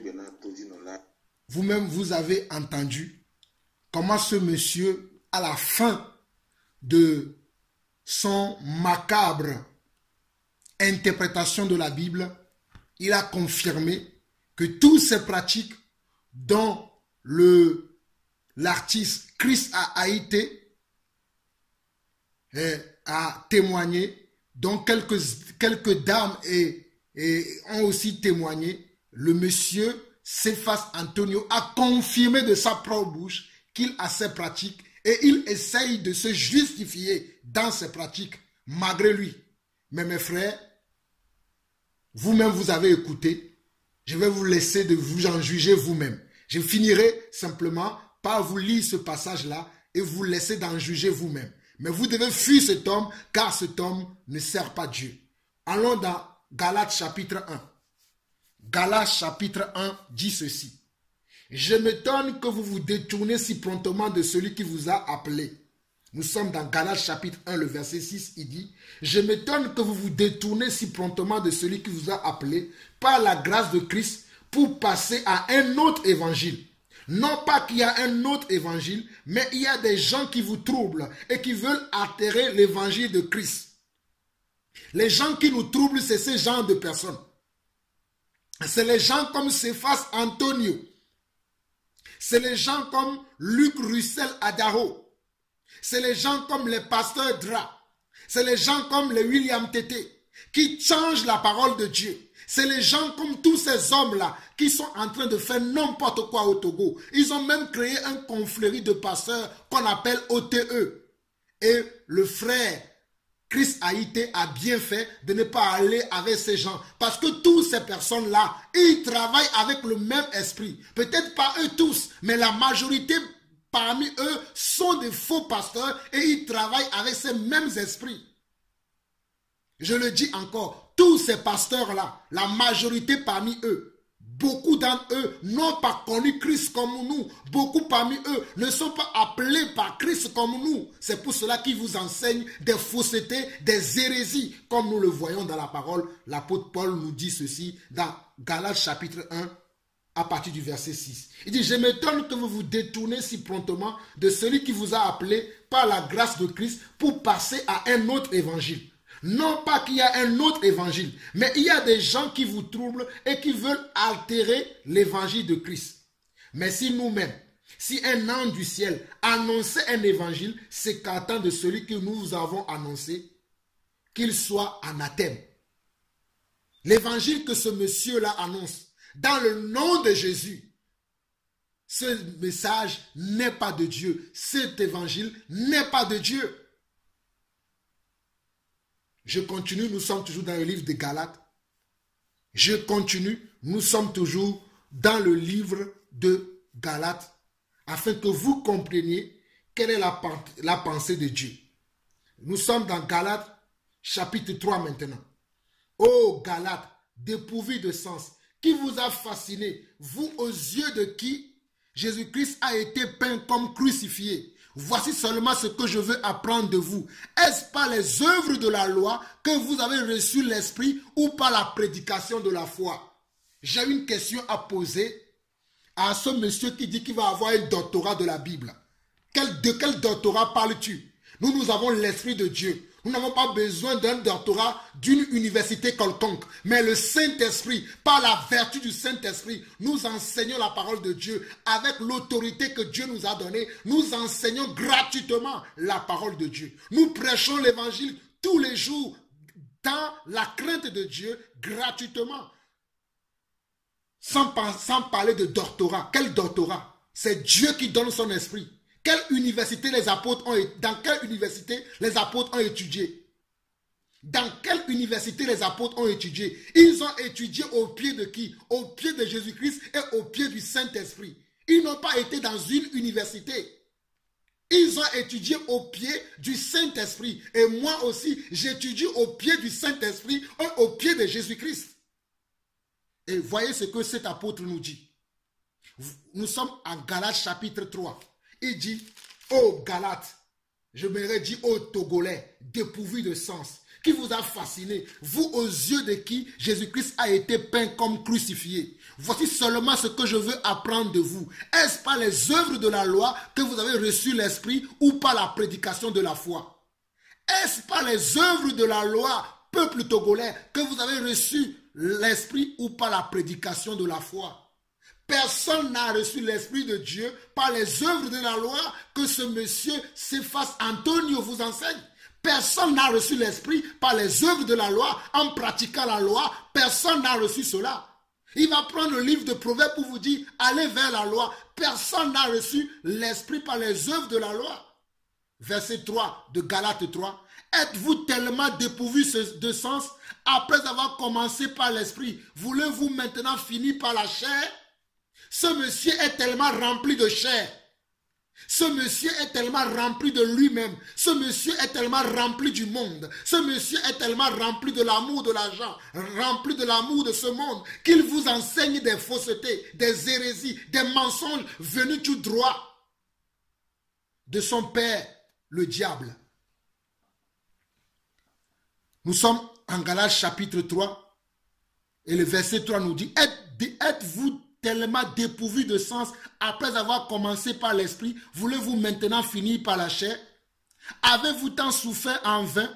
Si toutefois c'est en vain, celui qui vous accorde l'esprit et qui opère des miracles parmi vous, le fait-il par les œuvres de la loi ou par la prédication de la foi? Oh, c'est pas la prédication de la foi. C'est pas la foi que nous obtenons aujourd'hui la guérison. C'est pas la foi que nous obtenons aujourd'hui le salut. C'est pas la foi que nous obtenons aujourd'hui les bénédictions que Dieu a promis pour nous. C'est pas la foi que nous obtenons toutes choses par Dieu aujourd'hui. Ce n'est pas par les œuvres de la loi. Ce n'est en aucunement par les choses de la loi que nous recevons la grâce de Dieu, que nous recevons la bénédiction de Dieu. Nous sommes en Galates, nous sommes au verset 6 maintenant. Galates chapitre 3 verset 6. Comme Abraham crut à Dieu et cela lui fut imputé à justice, reconnaissez donc que ce sont ceux qui ont la foi qui sont fils d'Abraham.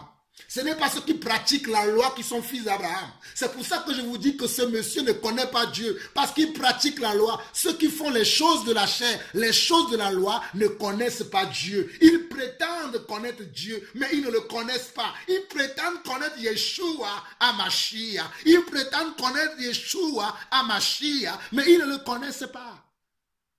Ils n'ont pas été envoyés. Nous sommes toujours en Galates. Nous sommes au Galates chapitre 3, nous continuons vers le verset 6 en allant. Comme Abraham crut à Dieu et cela lui fut imputé à justice, reconnaissez donc que ce sont ceux qui ont la foi, qui sont fils d'Abraham. Aussi l'Écriture prévoyant que Dieu justifierait les païens par la foi, a d'avance annoncé cette bonne nouvelle à Abraham.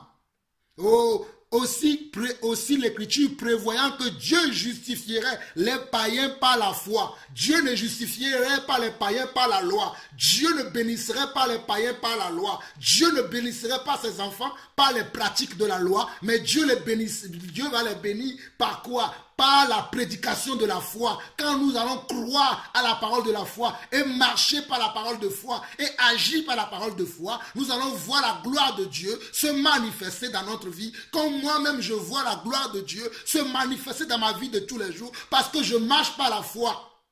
Je ne marche pas par la vue. Nous marchons par la foi. Oh, alléluia. Nous marchons par la foi.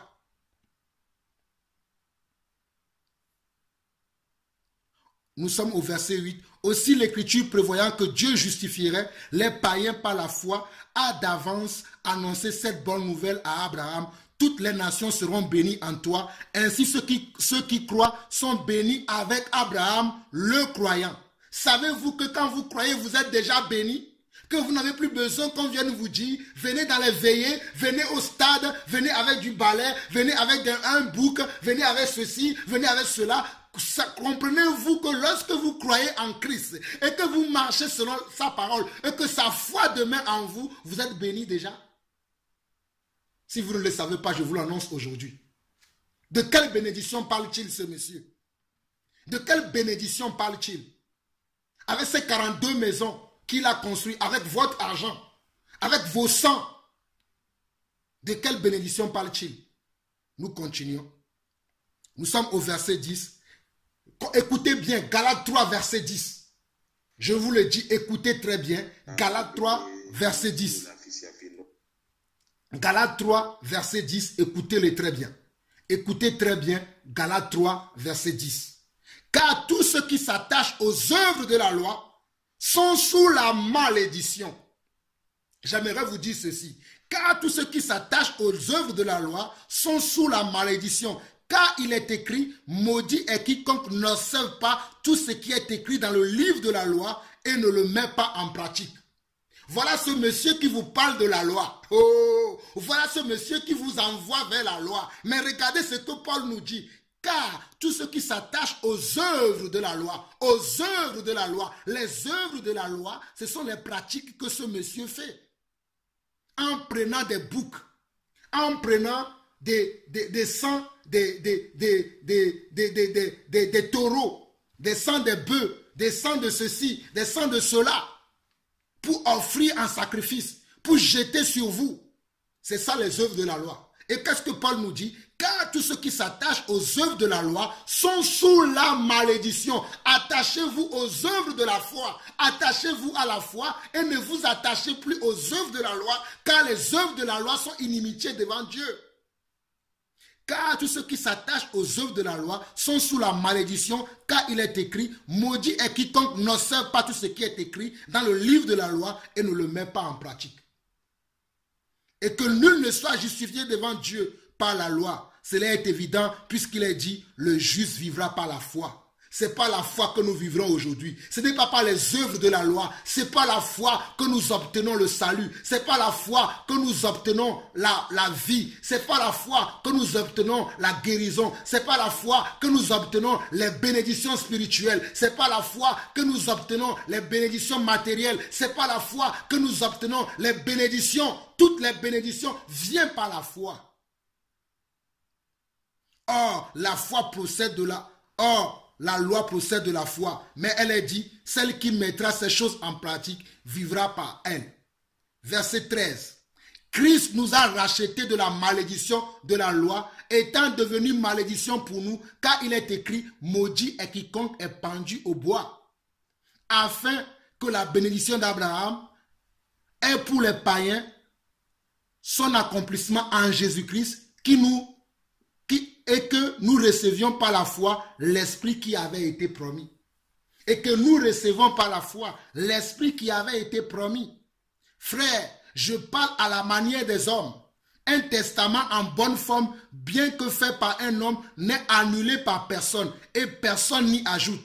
Or, les promesses ont été faites à Abraham et à sa descendance. Il n'est pas dit et aux descendances comme il s'agissait de plusieurs, mais comme il s'agit d'une seule et à ta descendance, c'est-à-dire à Christ. Voici, je veux dire, un testament que Dieu a confirmé antérieurement ne peut pas être annulé et ainsi la promesse rendue sans effet par la loi survenue 400 ans plus tard. Car si l'héritage venait de la loi, il ne viendrait plus de la promesse. Or, ce n'est pas la promesse que Dieu a fait à Abraham, ce don de sa grâce. Pourquoi donc la loi? Elle a été donnée ensuite à cause des transgressions jusqu'à ce que la descendance à qui la promesse avait été faite. Elle a été promulguée par des anges au moyen d'un médiateur. Or, le médiateur n'est pas médiateur d'un seul, tandis que Dieu est seul. Mes frères, je n'ai pas le temps de pouvoir interpréter tout ça, mais vous lirez vous-même Galates, tout le livre de Galates, et vous allez comprendre que ce monsieur vous enseigne de la fausseté, vous enseigne des hérésies. Mais je continue. néanmoins quand même au verset 26 de Galates chapitre 3 qui dit ceci. Car vous êtes tous fils de Dieu par la foi en Jésus-Christ. Vous tous qui avez été baptisés en Christ, vous avez revêtu Christ. Il n'y a ni juif, ni grec, il n'y a ni esclave, ni libre, il n'y a plus ni homme, ni femme, car tous vous êtes en Jésus-Christ. Et si vous êtes à Christ, vous êtes donc la descendance d'Abraham, héritier selon la promesse. Et je vais terminer, cette fois-ci, je vais terminer par Galates chapitre 5 pour vous dire ceci. Galates chapitre 5 pour vous dire ceci. C'est pour la liberté que Christ nous a affranchis. Mes frères et sœurs, je veux que vous sachiez aujourd'hui que c'est pour la liberté que Yeshua HaMashiach nous a affranchis. C'est pour la liberté que notre Dieu nous a affranchis. Afin que nous ne devenions pas des esclaves des hommes comme Cephas Antonio. Ne devenez pas son esclave, mais soyez des esclaves à Jésus-Christ, le seul roi de l'univers, le seul Dieu qui peut vous sauver, le seul qui peut vous enlever des griffes de ce monsieur. Je continue. C'est pour la liberté que Christ nous a affranchis. Demeurez donc fermes et ne vous laissez pas mettre de nouveau sous le joug de la servitude. Mes frères, je vous en conjure dans le nom de Jésus. C'est pour la liberté que Christ nous a affranchis. Demeurez donc fermes et ne vous laissez pas mettre de nouveau sous le joug de la servitude. Voici moi, Paul, je vous dis que si vous vous faites circoncire, parce que la circoncision était quelque chose qui faisait partie de la loi aussi. C'est pour ça que Paul va dire, voici moi, Paul, je vous dis que si vous vous faites circoncire, Christ ne vous servira à rien. Et j'affirme encore, une fois encore, à tout homme qui se fait circoncire, qu'il est tenu de pratiquer la loi tout entière. Vous êtes séparés de Christ, vous tous qui cherchez la justification dans la loi, vous êtes déchus de la grâce. Mes frères, regardez vous-même. Galates chapitre 5, le verset 4. Vous êtes séparés de Christ, vous tous qui cherchez la justification dans la loi, vous êtes déchus de la grâce. N'est-ce pas ce monsieur qui était là tout à l'heure en disant que non, pratiquez la loi, faites de la loi, il y a des secrets dans la Bible, il y a des secrets dans ceci, il y a des secrets dans cela, mensonge, baliverne, imposteur, imposture. C'est ça la vérité. Tu es séparé de Christ. Monsieur, Christ ne te connaît pas. Cephas Antonio, Yeshua HaMashiach, que je sers nuit et jour, ne te connaît pas. Il ne te connaît pas. Il ne t'a pas envoyé. Tu es un imposteur. Et ton déclin est arrivé. Ta fin est arrivée. Ta fin est arrivée. Regardez Galates chapitre 5 verset 4. Vous êtes séparés de Jésus-Christ. Vous tous qui cherchez la justification dans la loi, vous êtes déchus de la grâce. Pour nous, c'est de la foi que nous attendons par l'Esprit l'espérance de la justice. Pour nous qui croyons en Dieu, pour nous qui marchons selon l'Esprit de Dieu, pour nous qui cherchons Dieu et qui ne cherchons pas l'argent des gens, qui ne cherchons pas le sexe, qui ne cherchons pas la gloire, qui ne cherchons pas à posséder des maisons et des maisons, des voitures et des voitures. Pour nous, c'est de la foi que nous attendons par l'Esprit l'espérance de la justice. Insultez-nous que nous sommes pauvres. Dites que nous sommes fous. Dites ce que vous voulez. Dites que nous sommes maudits parce que nous n'avons pas des 42 maisons, des 40 voitures, des 50 voitures, des 2 femmes, des 3 femmes, des 4 femmes, des 6 femmes, des 6 maîtresses, des 10 000 maîtresses comme vous. Dites tout ce que vous voulez, mais nous marchons par la foi parce que nous attendons par l'Esprit l'espérance de la justice. Verset 6 de Galates 5. Car en Jésus-Christ, ni la circoncision, ni l'incirconcision n'ont de valeur, mais seulement la foi qui est agissante par l'amour. Regardez bien le verset 7. Vous courez bien. Qui vous a arrêté pour vous empêcher d'obéir à la vérité? Parce qu'il y avait des gens qui sont venus chez les Galates. Lorsque les Galates ont reçu l'évangile de Dieu, ils ont reçu l'évangile par la foi. Mais il y a un certain Cephas aussi. Et il y a certaines personnes qui ont le même esprit que ce monsieur Cephas Antonio, qui sont partis encore chez les Galates pour ramener les Galates dans la loi. Pour les ramener dans les choses qu'ils ont vomi. Et Paul a appris ce message et Paul s'est levé pour parler. Mes frères, c'est pour cela que moi aussi, Jean-Paul Lawson, natif du Togo, Jean-Paul Lawson, natif du Togo 100%, je me lève aujourd'hui pour vous parler, afin de vous réveiller. Sortez de là, sortez de toute église qui s'appelle Mija. Sortez de ces églises, car Dieu n'est pas dans ces églises. Dieu n'a pas appelé ces messieurs. Dieu n'a pas appelé ces hommes. Je vous le dis dans le nom de Jésus. Sortez de ces endroits, car Dieu vous interpelle aujourd'hui. Sortez de là. Vous courez bien. Galates 5, verset 7. Vous courez bien. Qui vous a arrêté pour vous empêcher d'obéir à la vérité? Cette influence ne vient pas de celui qui vous appelle. Un peu de levain fait lever toute la pâte. J'ai cette confiance en vous, dans le Seigneur, que vous ne penserez pas autrement. Mais celui qui vous trouble, quel qu'il soit, en portera la peine. Monsieur, tu ne sais pas la peine que tu passes sur ta vie. Tu ne sais pas la malédiction que tu passes sur ta vie en enseignant de telles hérésies, en enseignant de telles faussetés, en enseignant de tels mensonges, en pratiquant de tels mensonges. Tu ne sais pas quelle malédiction tu as sur ta vie. Il vaudrait mieux pour toi que tu ne sois pas né dans ce monde. Il vaudrait mieux pour toi. La malédiction qui est sur ta vie, tu ne le connais pas. Tu ne connais pas l'ampleur du poids qui pèse sur ta vie. Tu ne le connais pas. Si tu le connaissais, tu ne pourrais pas aller sur une chaîne et enseigner de telles choses. Je plains le Saint qui t'a porté. Je plains le Saint qui t'a porté. Fils de rébellion, enfant de malédiction. Mes frères, vous lisez vous-même pour finir le livre de Galates. Lisez vous-même pour finir le livre de Galates. Et j'aimerais finir cette fois-ci en vous lisant 1 Timothée chapitre 6. 1 Timothée chapitre 6 pour vous dire quel esprit anime ces genres de messieurs, ces genres de prédicateurs. Je vais vous lire quelques passages de 1 Timothée chapitre 6 et je vais finir par là tout en vous bénissant au nom du Seigneur Jésus-Christ. Galates chapitre 6 à partir du verset 3 dit ceci. Si quelqu'un enseigne de fausses doctrines et ne s'attache pas aux saines paroles de notre Seigneur Jésus-Christ et à la doctrine qui est selon la piété, il est enflé d'orgueil et il ne sait rien. Il a la maladie des questions oiseuses et des disputes de mots, d'où naissent l'envie, les querelles, les calomnies, les mauvais soupçons, les vaines discussions d'hommes corrompus d'entendement, privés de la vérité et croyant que la piété est une source de gain. Regardez, c'est ce que ce monsieur pratique. Je vous lis encore. Si quelqu'un enseigne de fausses doctrines et ne s'attache pas aux saines paroles de notre Seigneur Jésus-Christ et à la doctrine qui est selon la piété, il est enflé d'orgueil. Il ne sait rien. Il a la maladie des questions oiseuses et des disputes de mots, d'où naissent l'envie, les querelles, les calomnies, les mauvais soupçons, les vaines discussions d'hommes corrompus d'entendement, privés de la vérité et croyant que la piété est une source de gain. C'est en effet une grande source de gain que la piété avec le contentement. Car nous n'avons rien apporté dans le monde et il est évident que nous n'en pouvons rien apporter.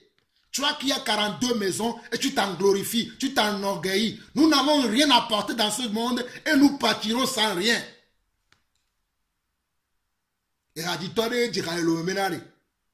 Oh, ah maman, oh, ah maman,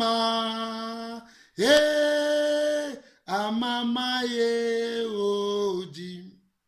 Ah mama kuma gajo. Oh ah mama. Oh ah mama. Ah mama oji. Ah mama kuma gajo. Nous sommes venus dans ce monde nus et nous partirons nus. Peu importe ce que nous pouvons posséder sur cette terre, nous sommes nés nus et nous partirons nus. Nous sommes venus dans ce monde les mains vides, nous partirons les mains vides. Personne ne peut rien emporter. Je finis par là parce que j'ai beaucoup parlé. Je vous ai beaucoup averti aujourd'hui. Nous sommes dans 1 Timothée chapitre 6, le verset 7 dit ceci. Car nous n'avons rien apporté dans le monde et il est évident que nous n'en pouvons rien emporter. Si donc nous avons la nourriture et les vêtements, cela nous suffira. Si donc nous avons la nourriture et les vêtements, cela nous suffira. Mais ceux qui veulent s'enrichir tombent dans la tentation, dans le piège et dans beaucoup de désirs insensés et pernicieux qui plongent les hommes dans la ruine et la perdition. Qui plongent les hommes dans la ruine et la perdition. Et cet homme est dans la ruine, il est dans la perdition. Car l'amour de l'argent est une racine de tous les maux et quelques-uns, en étant possédés, se sont égarés loin de la foi et se sont jetés eux-mêmes dans bien des tourments. Regardez, je vous relis encore 1 Timothée 6, versets 3 à 10. Si quelqu'un enseigne de fausses doctrines et ne s'attache pas aux saines paroles de Jésus-Christ, nous devons nous attacher aux paroles de Jésus-Christ. Nous devons nous attacher aux paroles de Jésus-Christ et des apôtres, aux pratiques que nous avons vues les apôtres pratiquer, les apôtres faire. Nous n'allons pas inventer nous-mêmes des choses. Nous n'allons pas inventer nous-mêmes des choses, mais nous allons marcher sur les traces des apôtres. Nous allons imiter Jésus-Christ et ses apôtres.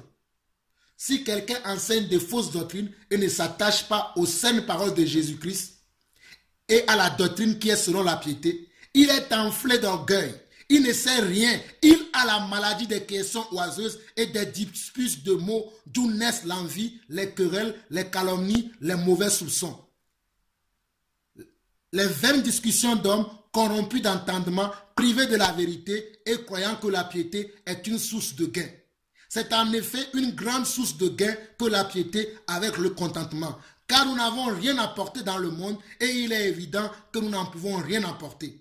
Si donc nous avons la nourriture et le vêtement, cela nous suffira. Mais ceux qui veulent s'enrichir tombent dans la tentation, dans le piège et dans beaucoup de désirs insensés et pernicieux qui plongent les hommes dans la ruine et la perdition. Car l'amour de l'argent est une racine de tous les maux et quelques-uns, en étant possédés, se sont égarés loin de la foi et se sont jetés eux-mêmes dans bien des tourments. Mes frères, je vais m'arrêter sur ces quelques mots aujourd'hui. Peut-être si Dieu me donne encore l'occasion de venir encore vous avertir, de venir encore contredire les propos de cet enfant de diable, cet fils de perdition, je reviendrai. Mais je vous en supplie au nom de Jésus-Christ, mes frères et sœurs, priez pour nos frères qui ont témoigné, priez pour le frère Chris Haïté, priez pour ces dames qui ont témoigné, priez pour tous ces frères et sœurs qui sont encore dans cette église Mija, priez pour eux afin que le voile puisse sauter de leurs yeux, afin qu'ils sortent de là, afin qu'ils quittent ce monsieur qui n'est pas un serviteur de Dieu. Il y a un monsieur qui s'appelle Enoch quelque chose, qui a commenté l'une de mes vidéos en disant que nous sommes là simplement pour dénoncer. Mes frères, nous ne dénonçons pas simplement, nous dénonçons et nous enseignons. Nous dénonçons le mal dans le corps du Christ. Nous avons vu les apôtres le faire, c'est pour cela que nous aussi nous le faisons. Nous avons vu Jésus le faire. Allez lire Matthieu chapitre 23. Jésus ne dénonçait-il pas les pharisiens? Paul n'a-t-il pas dénoncé? Pierre n'a-t-il pas dénoncé? Et pourquoi vous voulez que nous nous arrêtons aujourd'hui de dénoncer? Je m'arrête sur ce, mais tant que Dieu me renouvellera le souffle de vie, je ferai ce travail, même si c'est au risque de perdre ma vie. Je n'ai plus de vie, c'est Christ qui est ma vie. Je n'ai plus de vie dans le Seigneur. Je suis mort. Ma vie maintenant, c'est Jésus-Christ. Et c'est lui qui nous garde. Alors je vais prier pour vous et je vais finir par là. Je vais prier pour Christ Haïté. Je vais prier pour toutes ces personnes qui ont témoigné. Et je vais prier aussi pour ton église que tu diriges afin que Dieu ouvre les yeux à toutes ces personnes afin qu'ils sortent de là. Seigneur notre Dieu, Créateur du ciel et de la terre, Père éternel, Seigneur, je viens devant ton trône de grâce pour demander, Seigneur Dieu, ta bénédiction, ta protection sur la vie de Chris Haïté qui a témoigné des choses qu'il a vécues avec ce monsieur. Seigneur, tu dis dans ta parole, dans Apocalypse chapitre 12, le verset 11, que par la parole de leur témoignage, ils ont vaincu l'accusateur de nos âmes. Seigneur, que ce monsieur Chris Haïté soit protégé par une légion d'armée du ciel. Que ce frère Chris Haïté soit protégé. Que ces dames qui ont témoigné, qui ont dit ce qu'ils ont vécu, même si certaines parmi eux ont eu quand même des propos qui sont un peu fort, je prie dans le nom de Jésus que tu les protèges. Parce que ces femmes manquent, Seigneur Dieu, de connaissances, manquent, Seigneur Dieu, d'enseignement. C'est pourquoi certains parmi eux ont encore des attitudes un peu mondaines. Mais nous prions quand même pour eux. Nous prions dans le nom de Jésus que tu puisses, Seigneur Dieu, les préserver. Nous prions dans le nom de Jésus que tu puisses protéger ces femmes. Oh, surtout, Seigneur Dieu, ce monsieur Chris Haïté, cet ancien chanteur, cet ancien artiste qui s'est converti à toi, qui a cru à toi, qui a cru que tu es le chemin, la vérité et la vie, qui a cru que c'est toi seul qui peut sauver, qui peut libérer, qui peut délivrer. Seigneur, que ta parole se manifeste puissamment dans sa vie. Seigneur Dieu, merci pour les anges qui le protègent lorsqu'il sort et lorsqu'il rentre, Seigneur Dieu. Merci, Seigneur Dieu, pour ta protection sur sa famille, sur ses enfants, s'il en a des enfants, sur toute sa vie entière, Seigneur Dieu. Merci parce que tu vas le protéger, tu vas le garder pour l'éternité en éternité, Papa. Seigneur, je te présente encore les hommes et les femmes qui sont encore sous l'emprise de ce gourou, de ce faux pasteur, de ce faux apôtre, de ce faux prophète. Seigneur, tu nous as dit dans ta parole que nous devons prier. Seigneur, je prie pour que tu ouvres les yeux à tes véritables enfants qui sont sous l'emprise de ce monsieur, qui ont été séduits par les paroles de ce monsieur. Je prie pour eux maintenant, afin que tu puisses les libérer des paroles de ce monsieur, des mensonges de ce monsieur. Libère ton peuple, libère ton peuple. Seigneur, il n'y a que toi qui peux libérer, il n'y a que toi qui peux libérer. Seigneur Dieu, tu as libéré ton peuple après 400 ans d'esclavage, sous l'emprise de Pharaon. Je crois que tu es le même hier, aujourd'hui et éternellement, et que tu peux encore libérer tes enfants qui sont sous l'emprise de ce monsieur. Seigneur, c'est pour eux que je prie maintenant. C'est pour eux que nous prions. Oh Papa, libère tes enfants des griffes de ce monsieur. Libère ton peuple des griffes de ce monsieur. Libère ton peuple des griffes de ce gourou au nom de Jésus-Christ. Merci Seigneur. Au nom de Yeshua, Hamashiach, peuple de Dieu, frères et sœurs, c'était encore la voix de votre frère, votre serviteur, votre humble serviteur, la voix de celui qui crie dans le désert, la voix de notre Seigneur Jean-Paul Lawson. Que le Seigneur vous bénisse abondamment. Ciao, ciao.